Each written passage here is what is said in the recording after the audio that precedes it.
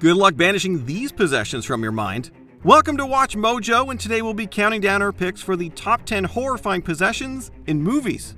For this list, we'll be looking at the most terrifying demonic bewitchings throughout the history of cinema. We'll be excluding on-screen possessions that were played for laughs, such as the likes of Jonah Hill in This Is the End, and only focusing on genuinely scary depictions. Something not that chill happened last night. And since we'll be examining specific characters' fates, consider a spoiler warning now in effect. It's time to raise some hell. Number 10, Black Phillip, the Witch. No one said malevolent possessions were limited to humans. In the critically lauded slow burn horror flick The Witch, it's a billy goat that gets put under devilish control. What say you? Black Phillip says you are wicked. He told me too. Damn your Black Phillip. He said you put the devil in Caleb. That's why he's sick. The movie follows a 17th century Puritan family as they find themselves fighting evil in their own backyard. Sinister events escalate when one of their goats starts squirting blood, all while another seemingly goes insane. Black Phillip, progress out his head. Black Phillip, tonight the queen is wed. Turns out one of the mischievous animals, referred to as Black Phillip, is actually the assumed mortal form of Satan, who goes on to let his intentions known by speaking through the farm creature itself. What dost thou want? What canst thou give? Wouldst thou like the taste of butter? When it comes to testing one's faith, unsettling goat possession will surely do the trick. Number 9, Carolyn Perron, The Conjuring. You know it's serious when world-famous demonologists are brought in. The dark spirit made its home in this man. Now, if you look into his eyes, you can see him tearing blood. The inspired by true events scarefest that is The Conjuring sees leading paranormal investigators Ed and Lorraine Warren called upon to remove an evil spirit from the Perron family home. She possessed the mother to kill the child. She visits Carolyn every night. That's what the bruise marks are. She's feeding off of her. Things turn dire, however, when the entity takes hold of the family matriarch, Carolyn, by way of, well, blood vomit. Fully possessed, Carolyn tries to slay her young children. Luckily, a hasty exorcism ends the horrors, expelling the murderous spirit for good.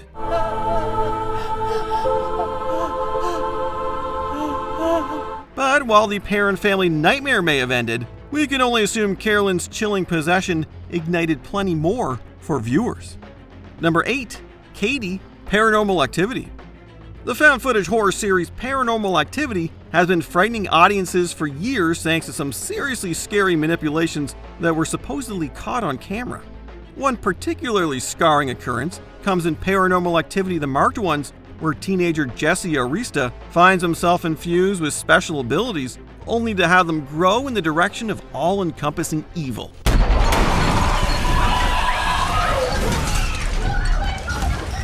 But perhaps the franchise's most disturbing possession arrives in the first installment, where ill-fated Katie suffers a nasty demon bite and unleashes all hell. The movie's ending is particularly unnerving, as we see the now fully turned Katie launch at the camera in all her possessed glory. And people wonder why some adults still use nightlights. Number 7, Nell Margaret Sweetser, The Last Exorcism. Another in the found footage genre, The Last Exorcism uses the shaky cam filming technique to its fullest, adding an extra layer of realism to the proceedings. Praise God! The film documents Reverend Cotton Marcus as he sets out to prove that all exorcisms are nothing more than a hoax. Enter Nell, a Louisiana farm girl who is believed to be possessed on account of her killing livestock in a disturbing fashion. I feel that I am dealing with a case of possession by the devil himself. My livestock is being slaughtered nightly. Our evangelist whistleblower goes on to have his convictions tested by the troubled girl, especially in a bizarre barnside exorcism. Reverend Marcus, I hear you don't believe in me. Who are you? The story veers in some surprising directions from then on, but there's no denying Nell's transformation is an intensely terrifying one, made all the more effective through an unrefined POV perspective. It's now right there on the table. Number 6. Ashen Cheryl Williams, Linda, Scott, and Shelley, The Evil Dead. While all 3 of Sam Raimi's Evil Dead films deliver diverse arrays of demonic possessions, it's the first chapter that introduces us to the white-eyed deadites in bone-chilling fashion. Why have you disturbed our sleep? Awakened us from our ancient slumber. You will die! Courtesy of an ancient book and a tape of recorded incantations, a group of Michigan State University students unwittingly unleash busloads of wicked forces and in turn get some pretty horrid possessions for their troubles. First few pages warn that these enduring creatures may lie dormant but are never truly dead. They may be recalled to active life through the incantations presented in this book. What's uniquely unsettling here, however, is that we see the demon's eyes chase its victims, all before it ultimately catches them, taking control of their bodies. Let this be a lesson, kids. Don't go messing with things left inside a deserted cabin in the woods. Like, ever. We're gonna get you. We're gonna get you. Number 5. Sonny Montelli, Amityville 2, The Possession. With many entries in the Amityville franchise, it's the 1982 prequel that stands out from the pack, thanks to one of the most insane exorcisms ever put to film. Most unchaste spirit, in the name of our almighty Lord, I command you to tell me who you are.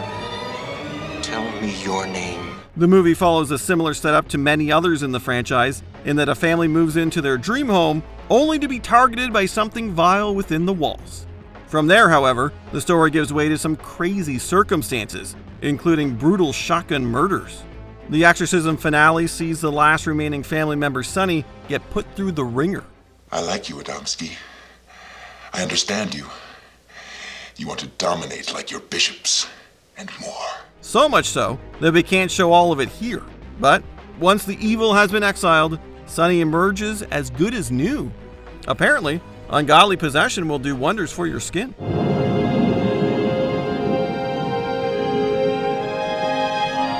Number 4. Emily Rose, The Exorcism of Emily Rose.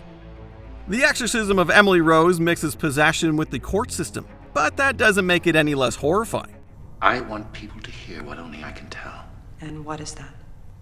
What really happened to Emily and why. Here, we follow a priest on trial for the death of a 19-year-old girl who died following a series of violent exorcisms by his hands. The details of Emily's possession are played out by way of testimonials and flashbacks. That girl was not schizophrenic. She was not epileptic or any combination of the two. I've seen hundreds of people with those problems. They can be terrible afflictions, of course, but they don't scare me. It's in those instances that we see the truly shocking episodes Emily experienced, as there's plenty of hellish rage and despair to go around. We are the ones who dwell within.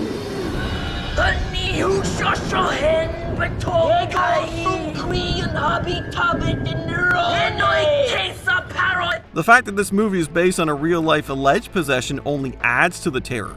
Not that audiences needed another reason to cover their eyes. Number 3. Peter Graham, Hereditary. Upon its release, Hereditary left its mark on audiences thanks to some quality filmmaking craftsmanship, not to mention the unadulterated horrors it unleashed.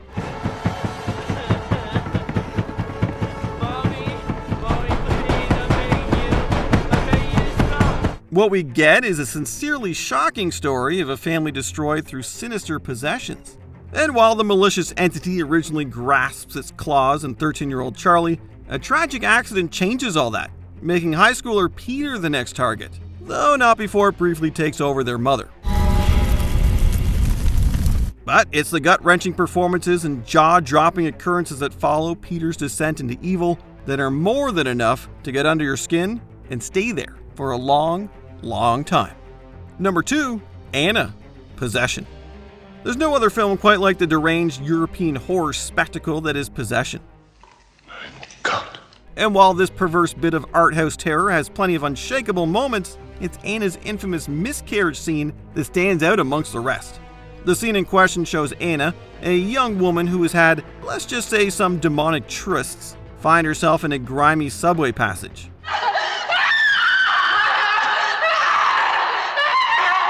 With her bout of possession at a boiling point, Anna lets out a series of feverish screams while she flails around uncontrollably. Considering what her body's going through, we don't blame her.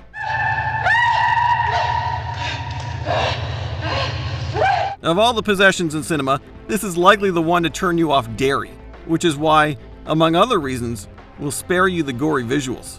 What I miscarried there was Sister Faith, and what was left is Sister Chance. Before we unveil our top pick, here are a few honorable mentions. The Academics, Prince of Darkness.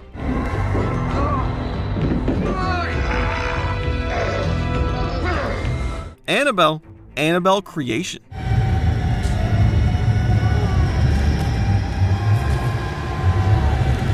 Partying Teens, Night of the Demons.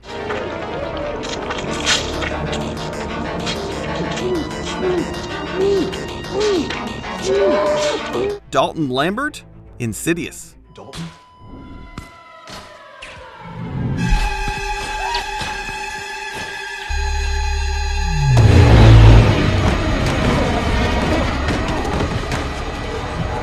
Leland Palmer, Twin Peaks, Fire Walk With Me.